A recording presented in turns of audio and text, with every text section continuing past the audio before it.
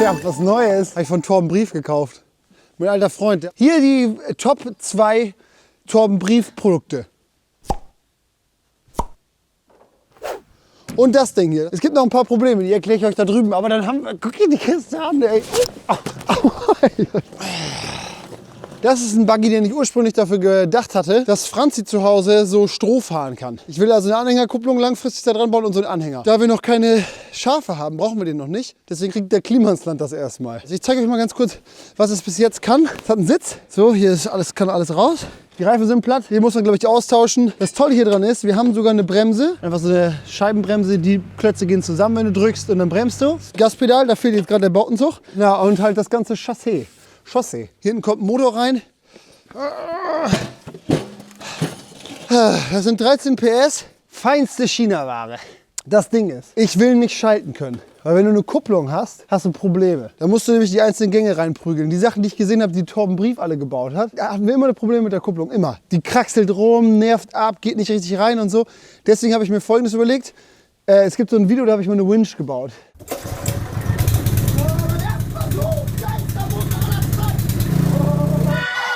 Ich häng am goldenen Faden, Jim Petto, wer stolz? Hier ist die Antwort auf die Fragen, yep, die Narben sind neu. Und in diesem Video benutze ich eine Fliehkraftkupplung. Die kostet aber so 200 bis 300 Euro, eher so 300 bis 400, wenn ich die für einen 13 bis 16 PS Motor besorge. Also habe ich jetzt das hier genommen, das war schon am Motor dran. Das hier ist eine Ölbadkupplung. Wie die genau funktioniert, konnte mir keine Sau sagen. Angeblich ist es das gleiche wie eine Fliehkraftkupplung. Wir werden später herausfinden, ob das stimmt. Jetzt können wir gucken, um euch mal kurz zu zeigen, was das Problem ist. Wenn der jetzt so da drauf sitzen würde, dann kommt hier vorne das Ritzel drauf. Und zwischen diesem Ritzel und dem Kettenrad muss eine Kette gespannt werden. Wenn ich hier dran drehe, der dreht sich verkehrt rum. Der dreht also nach hinten. Wenn du jetzt also hier dran ziehst, würde ich nur rückwärts fahren. Das ist ein bisschen scheiße für ein Auto. Also muss das ganze Ding gedreht werden. Dadurch kommen jetzt natürlich ein paar Probleme. Hier ist das Kettenrad, hier ist die Bremse. Ich brauche es jetzt genau umgedreht. Das Kettenrad muss nach links, die Bremse muss nach rechts. Dann brauche ich noch ein Ritzel, das besorge ich nachher. Und eine Kette, die passt. Ich glaube, so schwer ist das nicht und dann macht es richtig Bock. Kein Motor, kein Problem. Wir müssen diese ganzen Schrauben losdrehen, dann können wir die ganze Achse rausheben. Eigentlich habe ich am liebsten bei solchen Arbeiten immer jemanden dabei, der das auch kann. Nur Torben Brief hat keine Zeit. Udo hat keinen Bock. Und Christoph hat jetzt eine Freundin. Ich finde Motoren richtig, richtig faszinierend. Ne? Ich hätte bloß gern mehr Ahnung. Und das erhoffe ich mir von diesem Projekt. Das ist Ziel dieses Projekts. Dass ich das richtig gut lerne, sodass ich danach Motoren in alles einbauen kann, was es gibt. Und das ist sozusagen ein schöner Start. Da muss ich einmal alles machen. Ich muss die vielleicht gar nicht. Ach doch, muss ich. Oh Mann. Wo ist die andere Mutter hin? Oh, ganz süß. Ah! Jetzt müssten wir mit ein bisschen Glück hier oben mal kurz gucken, ob wir die Bremse irgendwie nachträglich lösen können. Ich weiß nicht genau, was der Kollege hier macht, aber es sieht aus, als wenn man ihn aufdrehen kann. So im Normalfall müssten wir jetzt den ganzen Scheiß... Geh mal einen großen Hammer hier. Das Einzige, was ich gefunden habe, ist eine Schaufel. Der muss doch raus. Das hängt jetzt nur noch aber an der Bremse. Die Bremse ist irgendwie so fest wahrscheinlich. Warte mal eben, ich habe eine Idee. Ich muss die Bremse abbauen. Das heißt, wir können einfach kurz flexen. Die hier muss dahin und das da muss dahin. Wir müssen die beiden Sachen genau tauschen. Ich hebe die ganze Achse jetzt raus und drehe die dann am Ende um. Und deswegen kann ich es auch einfach abflexen. Nur damit ihr nicht glaubt, ich bin dumm. Ja, kein Strom. Du Affe, ey. Bernd, du hast es extra gemacht. Ich weiß es ganz genau. Guck dein Fuß. Das war absichtlich. Guck mal hier. Ja, niegelnagelneue Scheibe. Hast du Geld mit? Überweisungsträger? Nee. Krankschreibung? Hast du hier mal auf Tasche oder was? Was ist das denn hier? 3 gelbe Scheine, der Mann. Was ist das denn? Die ganze 3 auch noch, Alter. So, jetzt bitte, ohne Scheiß, bitte tritt da nicht wieder drauf. Bleib doch einfach mal da hinten stehen. Bernd, was machst du denn? Hör auf. Hör auf.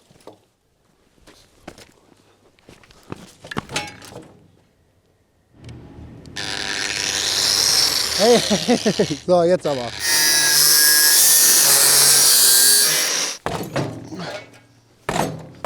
Wo hängt der Penner denn jetzt noch?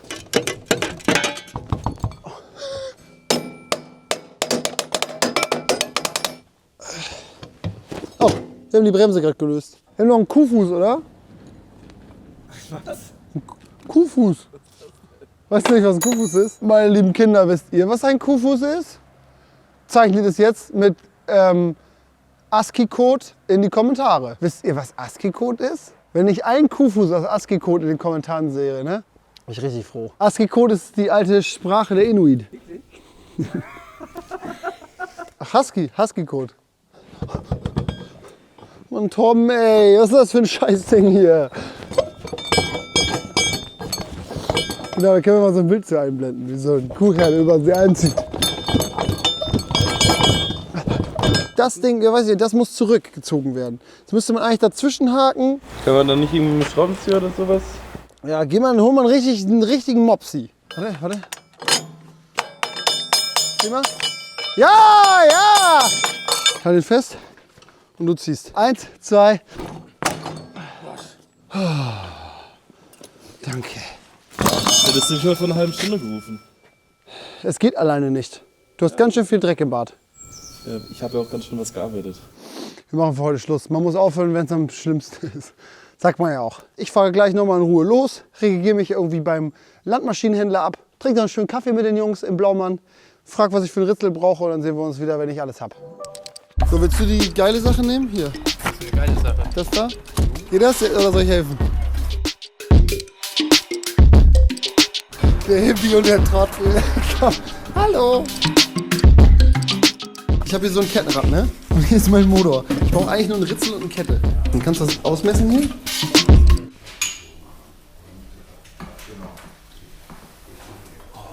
Zusammenfassend nochmal zu dem, was ihr gerade gesehen habt bei dem Landmaschinenhändler, bei dem wir waren. Wir haben hier dieses Kettenrad.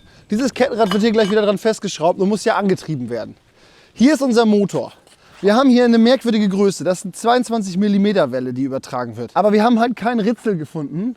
Kurze Begriffsklärung. Ritzel, Kettenrad. Ritzel, Kettenrad. Und unser Ritzel ist ein bisschen zu groß mit den Zähnen. Wir wollten ein möglichst kleines Ritzel, damit wir eine möglichst intensive Kraftübertragung haben. Das kommt jetzt hier rüber. Das ist nur so ein Adapter quasi. So rum. So.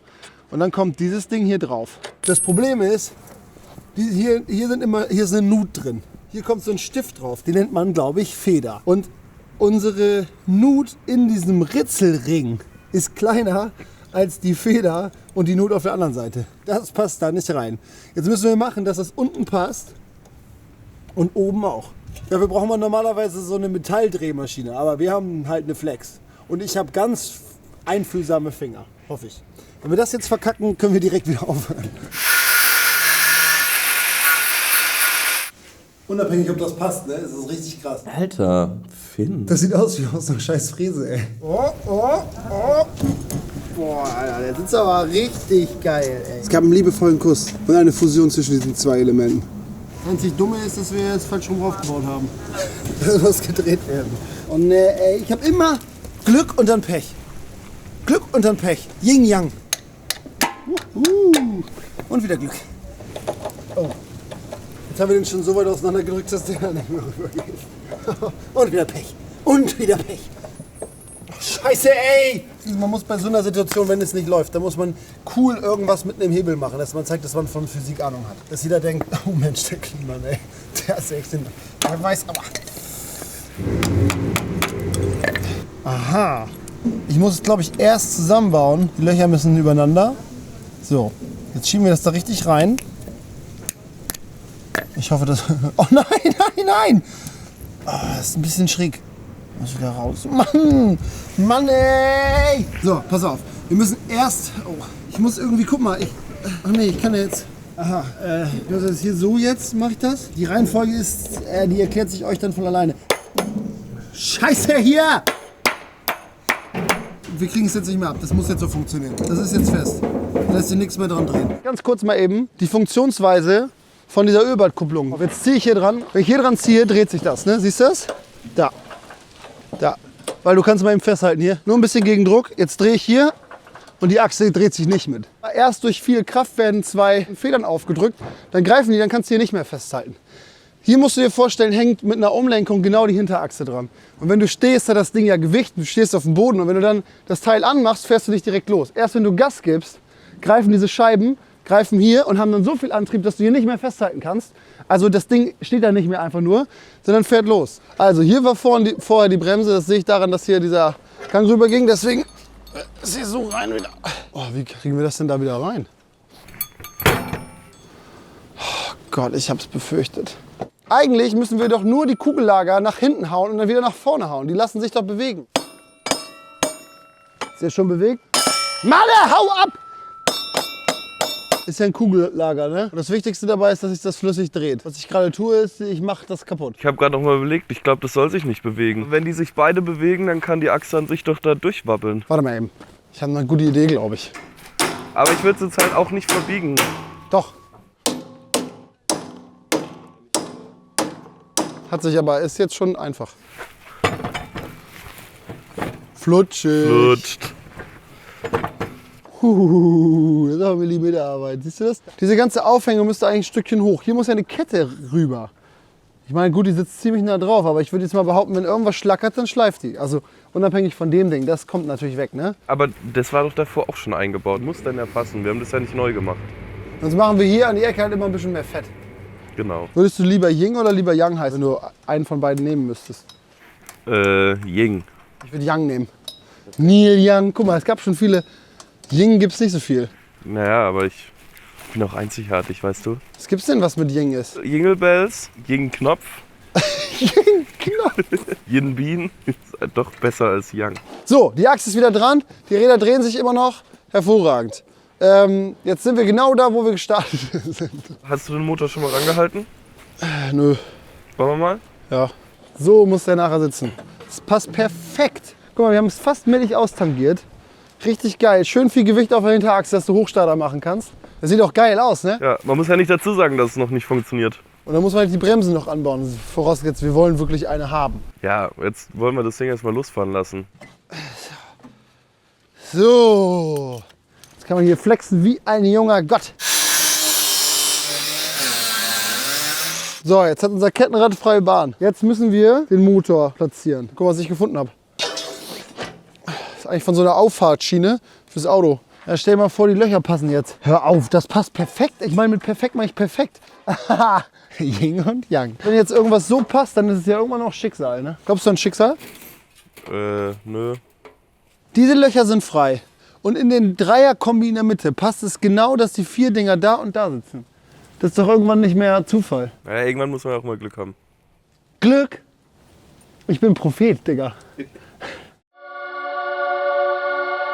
Wie ihr sicherlich gemerkt habt, machen wir jetzt erstmal die Positionierung des Motors. Vorher wollten wir gucken, ob die Kette da überhaupt drauf passt und ob die da läuft ohne Probleme. Es passt perfekt. Es passa! Tipptopp, der Schinken. Müssen wir dann nach links? Rechts? Je weiter, desto besser. Weiter? Weiter? So. Ja. Das ist doch sexy, der Bursche. Yes! Und ich habe heute Morgen gedacht, ich stehe heute nur nebendran und muss Nein, nichts machen. ja, Jetzt habe ich auch noch superklasse keine gemacht. Idee.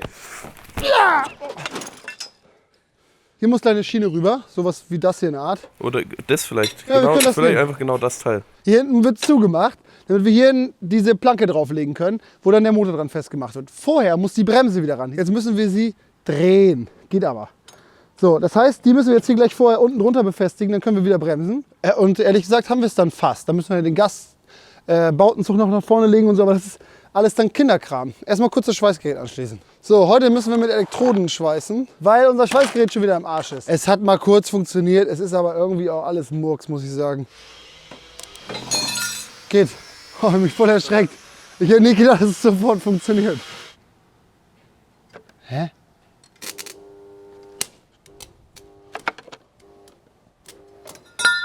Waldo, hast du meinen Stecker rausgezogen? Nö, der Stecker hier war ein bisschen draußen. Alter, Fynn. Mann ey, was kann ich denn dafür? Jetzt starte durch, du blödes Ding.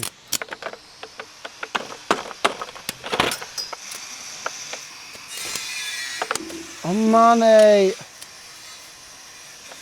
Mann ey, ich schwöre dir, ich kann das wirklich normalerweise ey. Hat er meinen Stecker rausgezogen? Ey, es geht nicht. Mann! Es geht nicht, es geht nicht. Guck es dir an, es geht nicht, es startet nicht durch. Komm, ich mach mal. Du kannst doch gar nicht schweißen. Nee, aber vielleicht willst bei mir ja. Einfach daran geht, halten. Ne, wenn das jetzt geht, fahre ich sofort nach Hause. Einfach daran halten. Das ist ein Schweiß, das ist eine große Kunst, Waldo. Hä? Muss ich irgendwo draufdrücken? Du hast irgendwas kaputt gemacht. Nein, Mann, du hast dich da doch draufgesetzt. Nimm mal eine neue Elektrode. Andersrum, oder? Ja. Ich hab's im ersten... Ja, ich habe gerade nicht richtig geguckt, Mann. Hat irgendwer schon wieder den Steck jetzt? Ja, klar, mit der neuen Elektrode geht's. Warte mal, hast du ein Loch reingemacht? Du kannst das wieder zumachen, oder? Ey, warum brennt denn da auch ein Loch rein? Das soll zusammengehen. Ja. Schweißen ist voll unlogisch. Man darf nicht hingucken, aber es soll trotzdem perfekt werden. Und es ist mega wichtig. Und es brennt. Und man kann Sachen kaputt machen.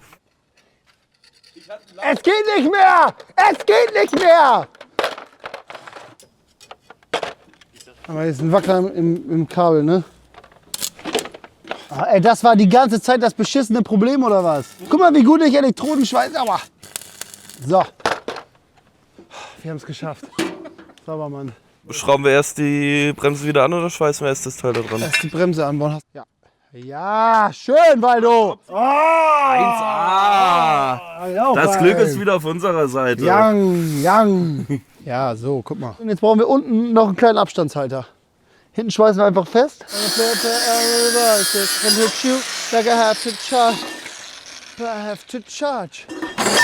Aua. Der Dödel passt hier perfekt drunter. Ohne Scheiß. Ich leg da so viel Gefühl rein. Wie bei meiner ersten Entbindung, ey. Jetzt aber. Jawohl. Rein das Ding. Die reißt nicht mehr ab, außer bei einer Vollbremsung vielleicht. Okay, die fiese Scheißarbeit ist erledigt. Endlich kommen wir zum Spaßteil. Ich habe schon mal die Motorplatte vorbereitet hier hinten. So ein paar Kerben reingemacht, dass wir die vernünftig drauflegen können. So, liegt jetzt hier geschmeidig auf. So, unten ist sie auch fixiert. Da können wir jetzt einfach gleich einen Schweißpunkt vorsetzen. Vorausgesetzt, das passt. Lass einmal den Motor draufheben und gucken. So. Der Motor muss schön mittig sitzen, sonst haben wir an irgendeiner Seite Übergewicht. Das können wir aber hier relativ cool austangieren. Hier darf nachher ja kein Spiel zwischen sein. Das heißt, wir könnten den Motor zurückziehen und dann festschweißen. Hat den Nachteil, dass wir es halt nicht mehr abbekommen. Ne? Bedeutet, wenn dann die Kette reißt oder so, hast du ein Problem. Die beiden hier passen ja zusammen. So. Also in die beiden Löcher. Und wenn wir die jetzt verbinden hier, dann können wir unsere Schiene. Dann können wir das hoch und runter schieben. Hier sind jetzt gerade die Schrauben. Dann können wir sie von da nach vorne ziehen und spannen.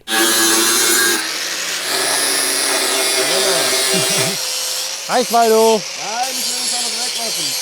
Es könnte uns nachher nerven. Können wir den kippen, ne? Weil der eh leer ist. Komm, heb mal hoch. Ich kann es nicht hochheben. Okay, dann machen wir zu zweit. Lass den doch eben irgendwo hin tun. Das wird klasse, Waldo. Oh, das wird ein einsames Projekt. Hier ist jetzt ja unsere Schiene. Hier drauf können wir nachher den Motor bewegen. Die Plattform ist quasi, die schweißen wir gleich fest. So, und dann kannst du hier auf dieser Schiene den ganzen Motor hin und her bewegen. Wir haben den Motor falsch rum draufgeschraubt. Ja, Mann. Oh.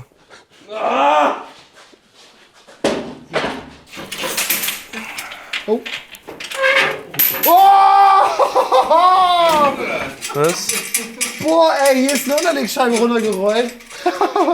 Und Colin mit der Kamera und dem Fuß hat die wieder auf den Tisch gekickt im Flug. Ja?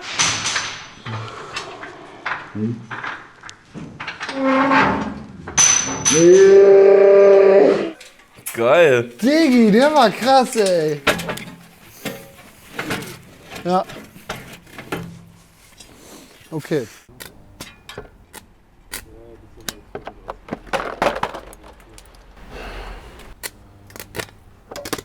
Mann, ich hab keinen Bock mehr hier, ey. Diese Scheiße, ey.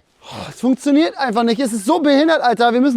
Muss halten. Wenn das nicht richtig fest ist, dann fliegt uns die ganze Scheiße um die Ohren. Das kannst du mit dem Gerät eh vergessen. Da hält überall so ein kleiner Punkt. Wenn du jetzt eine Vollbremsung machst und dir knallt der Motor in den Rücken oder die Bremse fliegt ab, dann ist komplett Feierabend. So, ihr habt's gehört, ne? Wir besorgen jetzt vernünftige Schweißgeräte, dann machen wir das einfach nochmal richtig. Es macht keinen Spaß mehr. Gute Nacht. Ab nach Hause. Wie viel geiler das ist, Alter. Seid ihr bereit? Zieh an. Warte! Wir haben keine Bremse! Gib mal Gas ein bisschen.